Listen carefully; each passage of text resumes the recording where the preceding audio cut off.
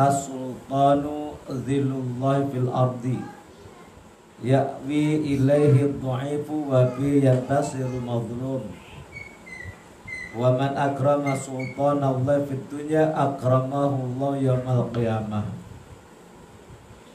As-sultan, raja, penguasa. Kalau di negara republik presiden.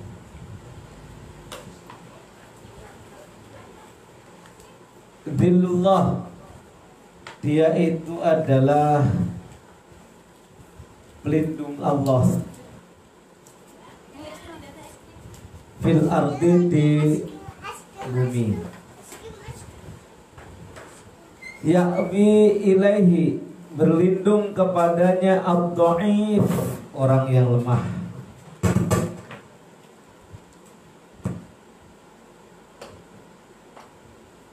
Wabihi, dan dengannya yantasirul mazlum,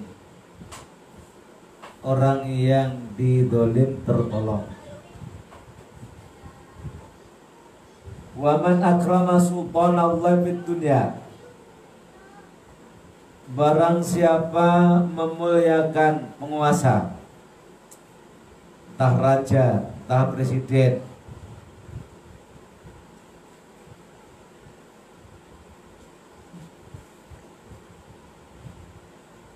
ketika di dunia,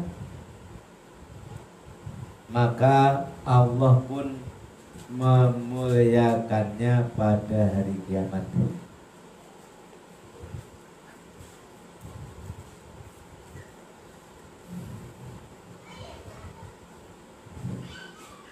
Hadis ini ada beberapa pembahasan. Pembahasan pertama adalah sultan, penguasa, entah raja, entah presiden. Dari yang terendah adalah RT, rakyat, lurah, camat, bupati, gubernur sampai presiden. Kedua, bahwa penguasa itu adalah alat Allah untuk melindungi sesuatu yang diletakkan di atas bumi, terutama melindungi orang yang lemah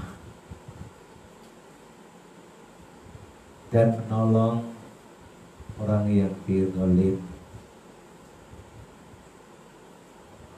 Yang ketiga, siapa yang memuliakan penguasa Allah, pelindung Allah di atas dunia ini, maka nanti di akhirat dimuliakan Allah Subhanahu wa ta'ala.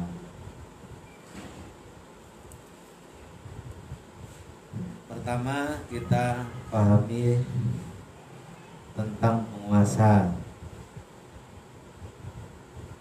Kalau dalam sistem pemerintahan Indonesia ya mulai dari RT, rakyat, lurah, camat, bupati, gubernur, dan presiden. Kalau berbicara pemerintah itu ada kelengkapan, yaitu legislatif, eksekutif, dan yudikatif. Siapa top leader dari penguasa itu? Presiden. Siapa pengontrolnya? Legislatif, DPR. Siapa yang menghukum orang salah? Yudikatifnya, yang terdiri dari jaksa, hakim, dan penyidik.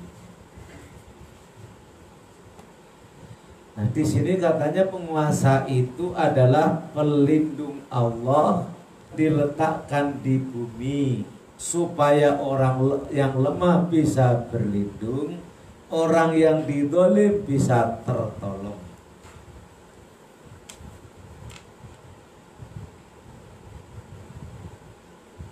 Kalau begitu alangkah mulianya penguasa. Alangkah mulianya presiden, alangkah mulianya lurah, RT, camat, bupati, gubernur dan sebagainya. Karena apa? Pelindung. Karena apa? Tumpuan orang yang didolim untuk mendapat pertolongan. Oleh karena itu, saking istimewanya penguasa, satu ayat mengatakan Ati'ullaha wa ati'ur rasul wa ulil amri minkum. Taatlah kepada Allah, taatlah kepada Rasul, taatlah kepada pemimpin. Siapa objeknya? Rakyat. Rakyat itu harus taat kepada Allah apapun agamanya. Teristimewa Islam. Taat kepada Rasul, yaitu nabi-nabi. Karena Allah mengutus di atas bumi ini menurunkan pemimpin yang tidak ada campur tangan, yaitu para nabi. Ada pemimpin yang Allah memberikan hak rakyat untuk ikut milih.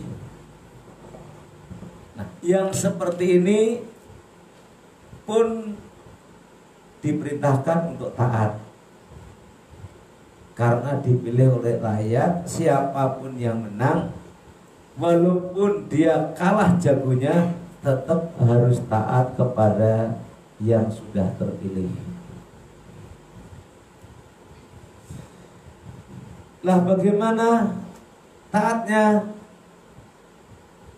Setiap perintah pejabat, penguasa yang sifatnya maksiat, tidak usah nurut, tapi kasihlah peringatan kepada pejabat pemerintah yang salah.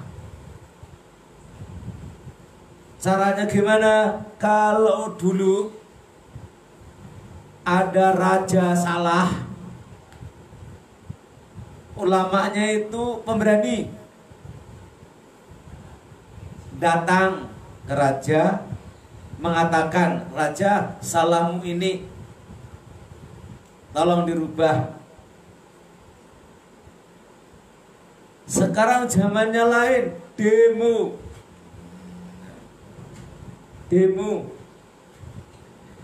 Padahal sekarang sudah ada saluran, yaitu lembaga legislatif, baik tingkat kabupaten, provinsi maupun pusat. Kamu milih partai apa? Nanti di DPR ada lembaga pembantu namanya fraksi, kelengkapan. Nah, dari fraksi itulah kamu menyalurkan aspirasinya, aspirasi kalian. Nanti wakil-wakilmu yang debat di lembaga sana untuk mengegulkan apa yang menjadi aspirasi kalian. Kalau lihat seperti ini sebetulnya nggak perlu demo. Tapi zamannya zaman demokrasi, silahkan demo. Yang penting tertib, jangan ngelek-ngelek pemimpin. Itu loh. Akhirnya waman akrama sultanallahi fitunya akramahullah yaumil qiyamah. Barang siapa menghormati, memuliakan pemimpin-pemimpin di dunia ini, maka nanti di akhirat dimuliakan Allah Subhanahu wa taala. Ingat, di situ tidak dijelaskan pemimpinnya muslim apa kafir. Ya, pemimpinnya muslim atau kafir, taat atau tidak. Asal pemimpin itu memimpin rakyat sesuai undang-undangnya, berjalan di atas undang-undang, dihormati. Soal dia salah kelakuan, itu urusan dia dengan Allah Subhanahu wa ta'ala. Kalau ada rakyat yang bisa menghormati pemimpin seperti itu, rakyat itu nanti dimuliakan oleh Allah Subhanahu wa ta'ala. Sekarang bagaimana kaitannya pemimpin, penguasa yang menjadi tempat perlindungan orang-orang lemah dan tempat mencari keadilan, yaitu menolong orang yang dizalim. Maka sesuai dengan kata mutiara, kata siapa, Imam Syafi'i atau siapa yang bilang begini, arba'un min qiwamid dunya. Dunia ini bisa tegak, damai, itu karena 4 perkara. 1, imamun adilun, pemimpin yang adil. 2, ilmul ulama. 3, sakhawatul al-dunia. 4,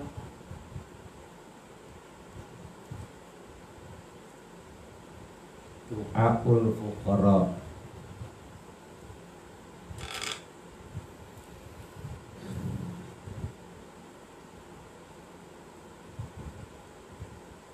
Kita bahas satu-satu kaitannya dengan pemimpin yang menjadi pelindung.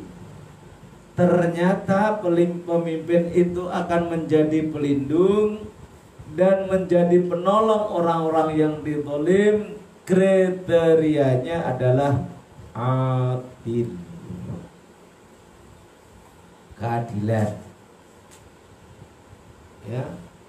Nah, di sini kalau bilang penguasa, top leadernya adalah presiden, pengawasnya adalah legislatif, yang menentukan hukum adalah yudikatif. Adilnya presiden itu eksekutornya adalah yudikatif. Kalau ada yudikatif yang nyeleweng, penempatan hukum tidak benar, tidak adil, maka legislatif yang negur. Mekanismenya sudah jelas. Ya, sangat jelas mekanismenya. Yang jadi masalah sekarang ini karena dunianya sudah dunia maya, semua orang sudah bisa mengadili melalui pendapat. Akhirnya yang salah menjadi benar, yang benar menjadi salah karena komen-komen. Naudzubillah min dzalik. Dengan komen-komen itu, maka akhirnya apa?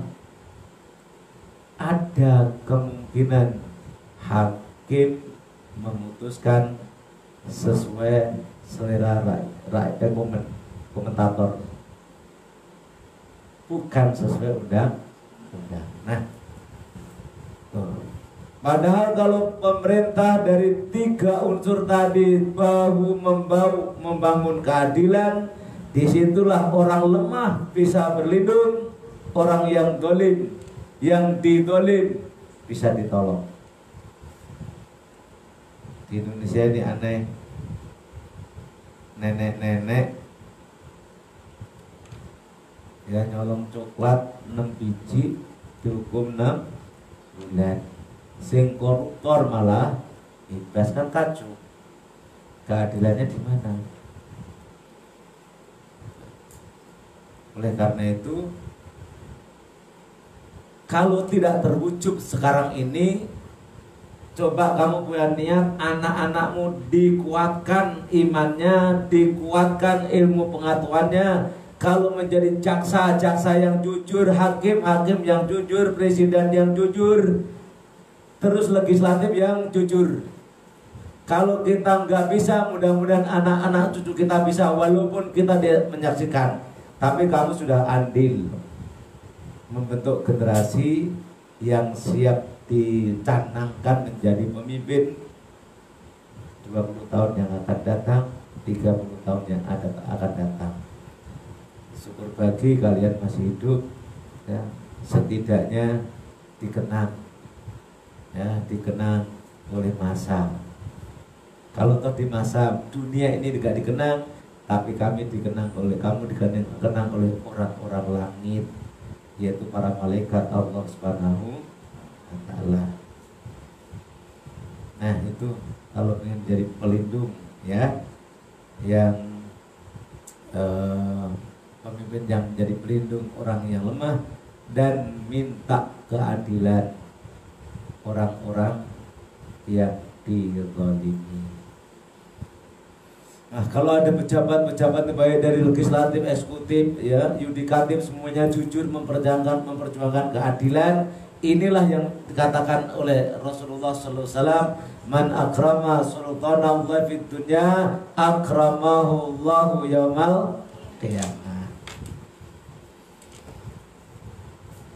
Nah, menciptakan pemimpin yang adil, pemimpin yang mempunyai karakter, itu tidak pernah lepas dari peran ulama, ya, nggak lepas dari peran ulama. Makanya kalian nanti serahkan anak-anakmu di ulama-ulama, di pesantren kan.